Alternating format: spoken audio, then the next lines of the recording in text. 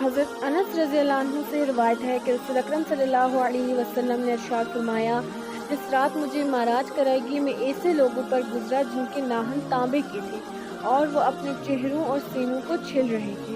میں نے جبرائیل علیہ السلام سے دریافت کیا کہ یہ کون لوگ ہیں؟ انہوں نے جواب دیا کہ یہ وہ لوگ ہیں جو لوگوں کے گوشت کھاتے ہیں، یعنی ان کی غیبت کرتے ہیں اور ان کی بے آبروئی کرنے میں، ان کو بے عزت کرنے میں پڑے رہتے ہیں۔ حضرت ابو ہریرہ رضی اللہ عنہ سے روایت ہے کہ رسول اکرم صلی اللہ علیہ وسلم نے ارشاد فرمایا، جس رات مجھے سیر کرائی گئی میں ایسے لوگوں پر بھی گزرا جن کے پیٹ اتنے بڑے تھے جیسے انسانوں کے رہنے کے گھر ہوتے ہیں۔ ان میں سانپ تھے جو باہر سے ان کے پیٹوں میں نظر آ رہے تھے۔ میں نے سوال کیا کہ اے جبرائیل یہ کون لوگ ہیں؟ انہوں نے کہا یہ سود کھانے والے ہیں۔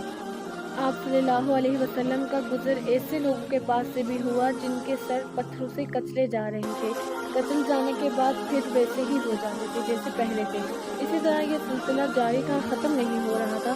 آپ صلی اللہ علیہ وسلم نے پوچھا یہ کون لوگ ہیں؟ جبرائیل علیہ السلام نے کہا یہ لوگ نماز میں قاہری یعنی کہ سستی کرنے والے۔ آپ صلی اللہ علیہ وسلم کا گزر ایسے لوگوں کے پاس سے بھی ہوا جن کی شرمگاہوں پر آگے اور پیچھے چھیدرے لپٹے ہوئے تھے اور وہ اونٹ و بیل کی طرح چڑھتے اور کانٹے دار و خبیث درخت اور جہنم کے پتھر کھا رہے تھے۔ آپ صلی اللہ علیہ وسلم نے پوچھا یہ کون لوگ ہیں؟ جبرائیل علیہ السلام نے کہا یہ وہ لوگ ہیں جو اپنے مالوں کی زکوٰۃ ادا نہیں کرتے تھے۔ آپ صلی اللہ علیہ وسلم کا گزر ایسے لوگوں کے پاس سے بھی ہوا جن کے سامنے ایک ہانڈی میں پکا ہوا گوشت ہے اور ایک ہانڈی میں کچا اور سڑا ہوا گوشت رکھا ہے۔ یہ لوگ سڑا ہوا گوشت کھا رہے ہیں اور پکا ہوا گوشت نہیں کھا رہے۔ آپ صلی اللہ علیہ وسلم نے دریافت کیا یہ کون لوگ ہیں؟